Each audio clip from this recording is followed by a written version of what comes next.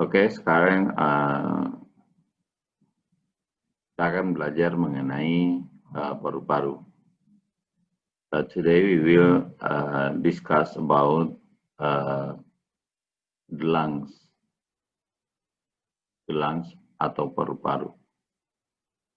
Okay, the lungs. You have to breathe because all of the cells in your body require oxygen. Jadi Anda harus bernapas karena semua sel di tubuh Anda itu memerlukan oksigen.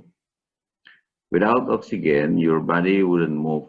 Jadi tanpa oksigen, maka tubuh kita ini akan sulit untuk bergerak. It would be like a parked car without no battery.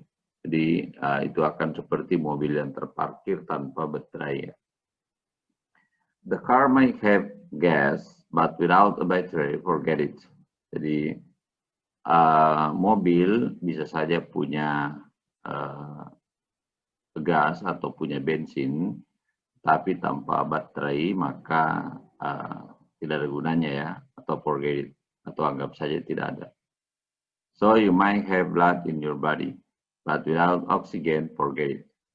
Jadi Anda harus mempunyai darah dalam tubuh karena tanpa oksigen ya tidak ada gunanya atau percuma ya, untuk forget it.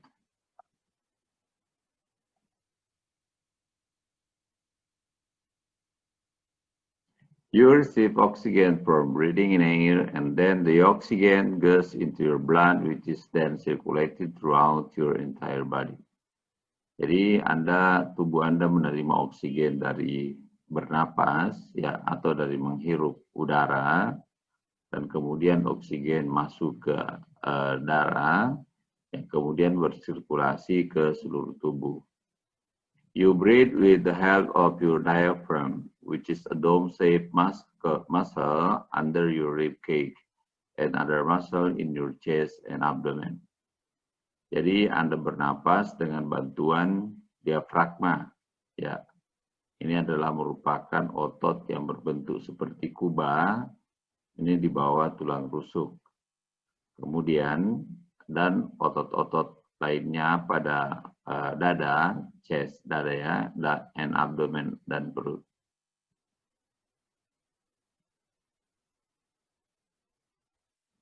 This muscle will literally change the space and pressure inside your body cavity to accommodate your breathing.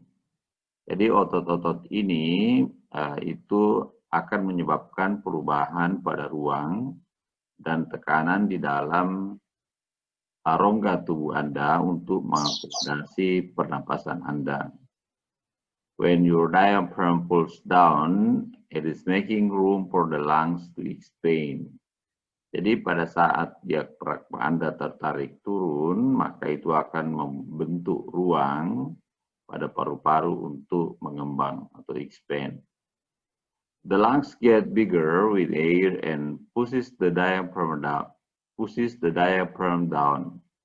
Jadi paru-paru ini akan menjadi lebih besar atau membesar dengan adanya udara dan mendorong diafragma ke arah bawah. The diaphragm also lowers the internal air pressure. Jadi diafragma juga ini akan menyebabkan penurunan dari tekanan udara di dalam rongga toraks.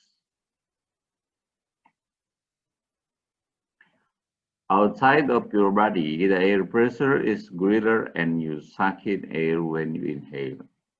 Jadi di luar tubuh, tekanan udara ini lebih besar, sehingga Anda menghisap udara pada saat Anda bernapas. The air then expands your lungs like two balloons being blown up. Jadi udara akan mengembangkan paru-paru Anda seperti dua balon yang ditiup. When your diaphragm relaxes, it moves up and the cavity inside your body gets smaller. Jadi ketika diafragma Anda mengalami relaksasi, itu akan bergerak ke atas dan rongga di dalam tubuh kita atau rongga dada kita akan menjadi menyempit kembali. Your muscles will then squeeze your rib cage and your lungs begin to collapse as the air is pushed up and out your body when you exhale. Cool, huh? Jadi otot-otot Anda kemudian akan menekan atau akan memeras rib cage, jadi ruang yang ada di rongga toraks, sehingga paru-paru Anda mulai kolaps atau menyempit atau mengecil ketika udara didorong ke atas dan keluar melalui tubuh pada saat Anda mengeluarkan napas. Keren kan? Ya, seperti itu ya. About 18 up to 2 times a minute you breathe in. Ya, sekitar 18 sampai 20 kali dalam waktu 1 menit Anda bernapas. When a doctor puts his or her hand on your shoulder or back and look at the clock, they are keeping track of how many times you breathe within a minute. Jadi pada saat dokter meletakkan tangannya pada bahu Anda atau pada punggung Anda dan melihat pada jam, maka mereka sebenarnya adalah menghitung berapa kali Anda bernapas dalam semenit. This is how one of your vital signs is measured, called respiration. Ini adalah bagaimana tanda-tanda vital Anda diukur yang disebut sebagai pernapasan. Kan ada 4 tanda vital ya. When you breathe, you inhale air and pass it through your nasal passages where the air is filtered, heated, moistened, and enter the back of the throat. Jadi pada saat Anda bernapas, Anda menghirup udara dan udara itu kemudian melewati saluran hidung Anda, di mana udara akan disaring, dipanaskan atau dihangatkan, dilembabkan, kemudian memasuki bagian belakang dari kerongkongan ya atau tenggorokan Anda.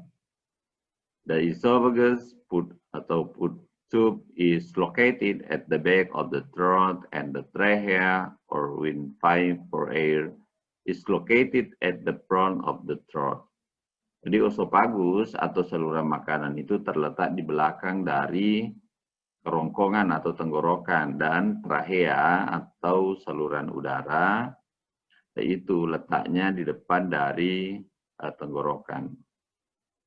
When you eat, a tiny flap called the epiglottis closes down to cover the windpipe so food won't go down the wrong pipe. Jadi pada saat kita makan ada lipatan kecil yang disebut sebagai epiglottis, itu yang akan menutup dari trachea atau saluran udara sehingga makanan tidak salah masuk ke saluran yang salah. Ya, makanan akan masuk ke esophagus ya. Air flows down through the windpipe as the vocal cords or voice box to where the lower ribs meet the center of your chest. Jadi udara akan mengalir turun melalui trachea, kemudian ini sebenarnya melalui saluran udara laring ya, kemudian masuk ke trachea. Dia melalui vocal cords ya.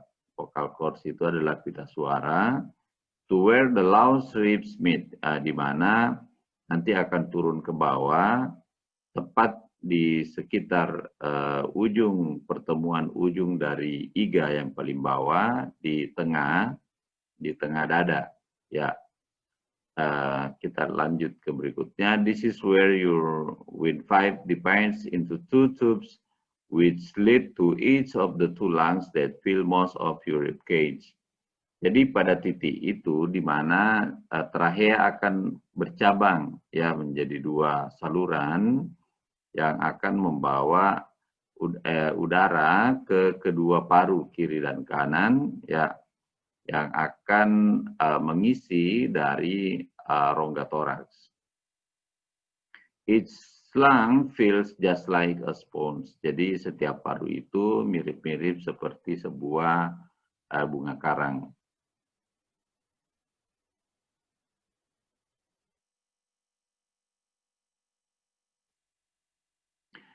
Inside each your sponge-like lungs, there are tubes called bronchi which branch into even smaller tubes, just like the branches of a tree.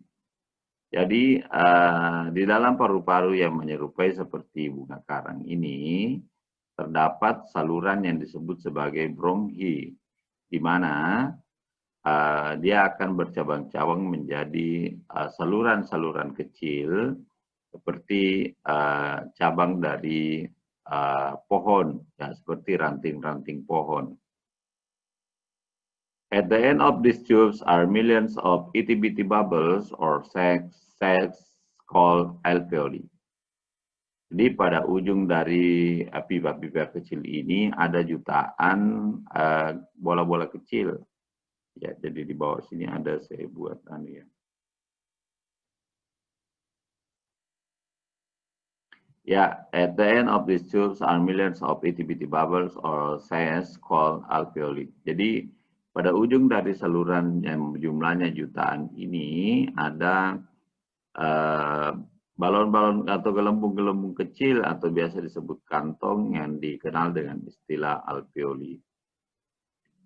If you were to spread out flat all of the air cells in the lung of an adult, this would cover an area about the third of the size of a tennis court.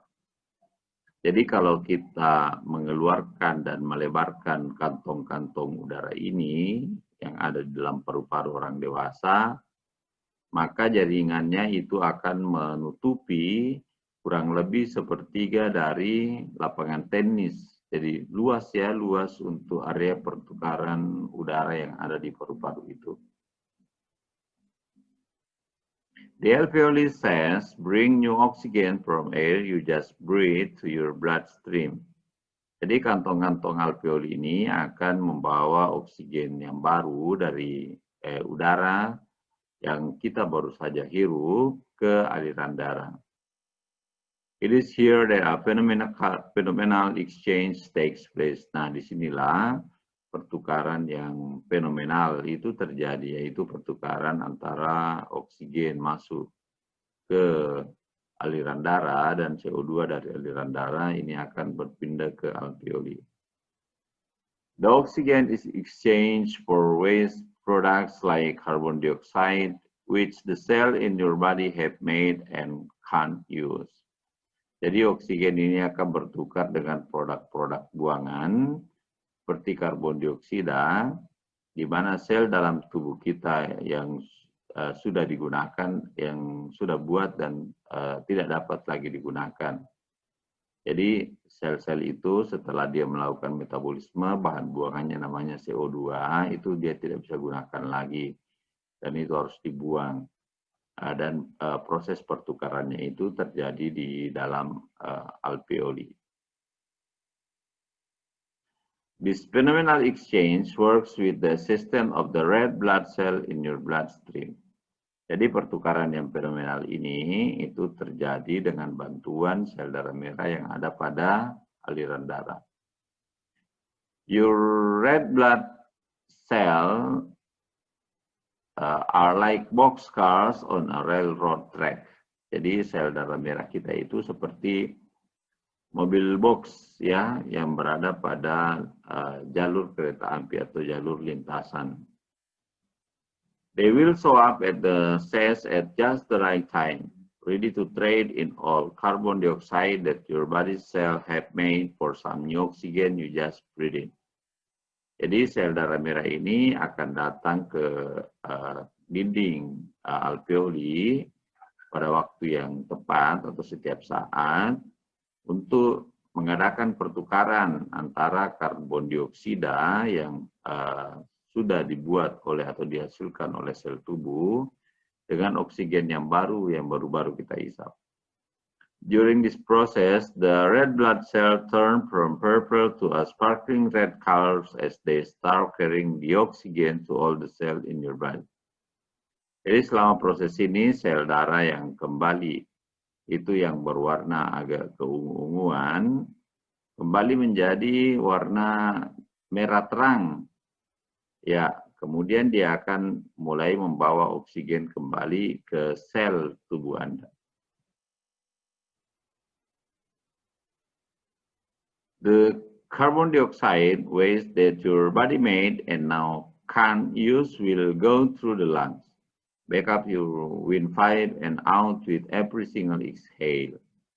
Jadi karbon dioksida atau bahan buangan ini yang sudah dibuat oleh tubuh, yang sudah tidak dapat digunakan ini akan masuk ke atau melalui paru-paru, kemudian kembali melalui pipa saluran udara dan keluar pada saat setiap hembusan napas, ya, pada saat kita menghembuskan udara keluar.